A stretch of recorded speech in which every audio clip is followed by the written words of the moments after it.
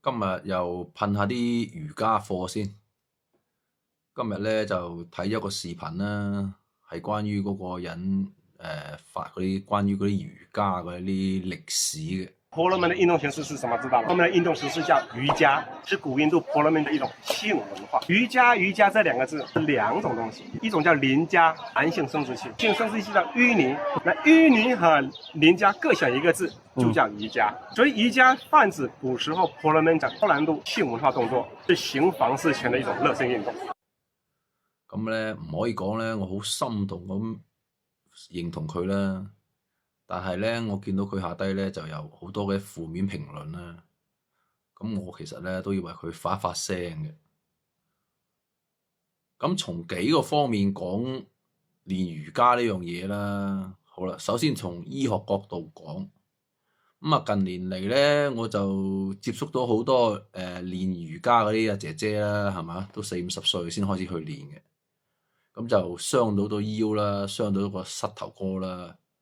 咁好多咧都係練瑜伽啊，或者係類似嗰啲高難度動作啊，係咪啊？練出嚟嘅。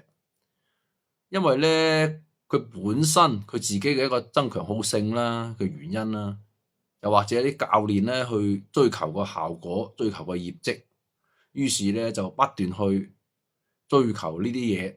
咁佢就不斷去屈自己個身體啦，強行將自己咬落去啦，咬落地下做到呢啲個好高難度嘅動作啦。咁所以咪容易造成咗一個運動損傷咯，係嘛？咁我哋鍛煉身體係為咗身體好嘅，係嘛？如果鍛煉身體適得其反，係鍛煉得唔好，我不如坐喺度，啱唔啱啊？咁鍛煉身體有好多種方法。咁唔一定咧，要選呢種咁高難度嘅方法。但即使係鍛煉某一種肌肉、某一部分嘅骨骼同埋某特定嘅部位，其實我哋而家都有好科學好多方法，喺上網揾係隨便可以揾得到嘅，係嘛？咁同時咧，某啲骨骼嘅柔韌性咧，其實係需要好細個時候去訓練嘅，去打基礎嘅。如果年紀大，就唔適宜去開發呢啲功能㗎。咁你而家可以睇翻啲體操隊啊，係嘛？到咗一定年齡，佢哋都會退役嘅。所以我哋到咗一定年齡係唔去開發呢啲咁個筋骨嘅嗰種柔韌性㗎啦，因為已經開發唔到。咁啊，又有人話啦，喂，瑜伽包含咗冥想㗎噃。咁其實咧，我覺得呢啲嘢真係有啲拉郎配咯，即係商家就為咗佢商業行為咧，就打咗一套組合拳去嘅，即係乜都執咗落瑜伽度啊！咁無論係古印度嘅呢啲冥想，同埋我哋即係中華民族練咗啲氣功啦，係咪啊？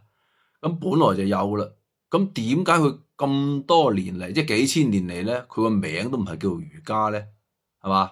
咁我想問一問啦。我學識係比較顯淺啲，咁我都想問翻啲問題。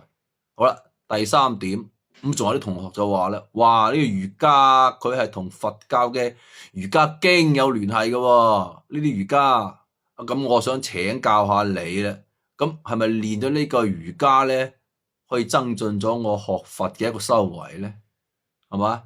如果練咗呢個瑜伽，達成咗一個學佛嘅成佛之道，咁我都好去贊同啊，欣賞呢啲學瑜伽嘅朋友啊。但係如果唔係嘅，即係練瑜伽係出於一種運動嘅，咁你又有咩嘢聯繫咧？同呢個瑜伽經啊，唔好因為個名大家都有個瑜伽兩個字，咁你就即係又將佢夾硬扯埋一齊嘅喎。咁我都可以講一句啦，一花一世界，一葉一菩提，係嘛？咁萬事萬物啦，都可以成就我哋成佛學道嘅一種機緣啊，同埋一種境啦，係嘛？咁最後咧，其實學咩運動啊，嚟養生啊，去健身咧，係個人嘅自由，但係咧就亦都唔好話封人哋嘅嘴，喂，人哋係話呢個瑜伽係一啲歷史嘅嘢，你就去封人哋嘴，我覺得呢個嘢唔啱嘅。你去練，去鍛鍊自己嘅身體或者去傷害自己身體係你嘅自由，係咪啊？咁唔能夠話人哋唔啱，又唔係你啱晒。我想表達嘅嘢就係咁樣樣啫。